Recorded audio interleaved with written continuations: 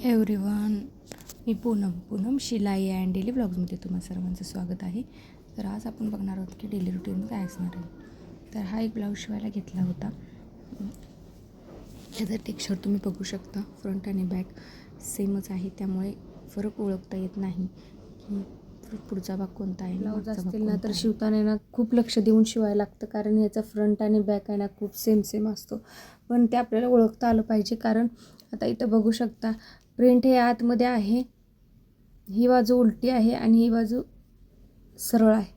फरक पण ओळखायला येत नाही.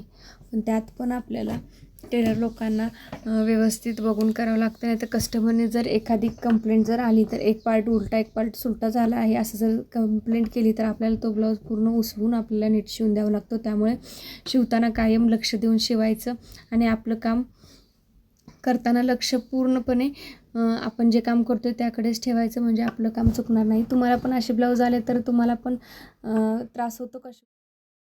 चला तर आता ब्लाऊज शिवून घेते. ब्लाऊज शिवायला घेतला आणि व्हिडिओ बनवण्याच्या नादात मीच ब्रेशरपट्टीचा भाग उलटा जोडला. परत मला ते उसवावं लागलं आणि पुन्हा एकदा ब्लाऊज स्टिच करायला घ्यायला लागलं. टाईम जातो, त्यामुळे थोडंसं लक्ष देऊन काम केलं की बरं पडतं. आता हे कापड इतकं हार्ड आहे ना, हार्ड म्हणण्यापेक्षा त्याची डिझाईन हार्ड आहे आणि बाकीचं कापड सॉफ्ट आहे, त्यामुळे शिवताना खूप त्रास झाला. पण जसं जसं आपण शिवत जातो तसं तसं आपल्याला कपड्यांची सवय होत जाते ना, ते म्हणतात ते खरं आहे. मला आता हे हँडल करायला खूप सोपं जातं. पण जेव्हा मी पहिल्यांदा ब्लाऊज शिवत होते तेव्हा मला असे कपडे शिवायला आले की मला खूप टेन्शन यायचं की मला ब्लाऊज शिवता येईल का, धागे तर अडकणार नाहीत, गोळा तर होणार नाहीत.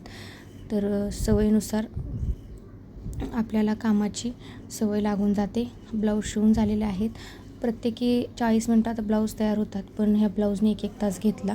मी किमान 11:45ला सुरू केलेलं ब्लाऊज माझे 1 वाजता झाले. आणि हे कापड थोडंसं वेगळं असल्यामुळे मशीनवरनं पुढं सरकतच नव्हतं. थोडंसं वेल्वेट टाईप होतं, पण पूर्ण डिझाईन जी होती ती वेल्वेटमध्ये होती आणि बाकीचं कापड होतं ते धाग्यामध्ये होतं. आज थोडंसं घरचे बाहेर गेल्यामुळे बुराचं वगैरे काम लागलं, करून घेतलं. आणि नंतर साड्या पिको फॉल करायला घेतल्या. 2 साड्या होत्या मी फॉल लावून ठेवलेल्या. 2 दिवस झाले ठेवल्या होत्या, पण ते काही करायचं झालं नाही. बघू शकता फॉल किती गोळा झाला आहे. त्यामुळे जेव्हा आपण फॉल लावायचा असतो त्यावेळेस फॉल लावल्या त्याला हातशिलाई करून घ्यायची, म्हणजे फॉल आणि साडी दोन्हीही गोळा होणार नाही. असं केलं तर आपल्या कामामध्ये फिनिशिंग दिसतं आणि साडीला जास्त करून चुरगाळापणा येत नाही. मी बघा, जर थोडंच काम असेल ना तर असं चेअरवरतीच बसते आणि फॉल लावून घेते. एक बॉक्स आहे माझ्याकडे, तो मांडीवर ठेवते आणि साडी व्यवस्थित अशी फॉल लावून घेते. 2 साड्या होत्या, दोन्ही साड्या फॉल लावून झाल्या. मस्तपैकी प्रेस करून घ्यावं म्हटलं. प्रेस सारखी घडी घालून ठेवायची, म्हणजे साडीला एकही चुनी पडत नाही. प्लेटा आत घालायच्या, म्हणजे धडीची जी आपली फॉलची बाजू आहे ती आत घालायची आणि वरून व्यवस्थितपणे त्याला दाब देऊन ठेवून टाकायचं, म्हणजे साडी इस्त्री केल्यासारखी राहते. तर साडी ही सुंदर होती आणि काठपदर असल्यामुळे ती फास्ट करून झाली. शक्यतो मला फॉल लावायला 7 ते 8 मिनिट लागतात. तुम्हाला किती मिनिट लागतात मला सांगा कमेंट करून. तर ह्या साड्या झाल्या आणि नंतर कुठलं काम करायचं आहे हे बघावं म्हटलं. तर खूप दिवस झाले काही ब्लाऊज राहिले होते, तर ते काढले. कॉल येऊन गेला होता ब्लाऊज हवे आहेत म्हणून ते ब्लाऊज शिवायला घेतले. चहाचं टायमिंग झालं होतं, त्यामुळे चहा पिला. मस्तपैकी एक झोप काढली आणि चहा करून घेतला. ब्लॅक टी, दूध नसल्यामुळे संध्याकाळचा आम्ही ब्लॅक टी पितो आणि सकाळी आपण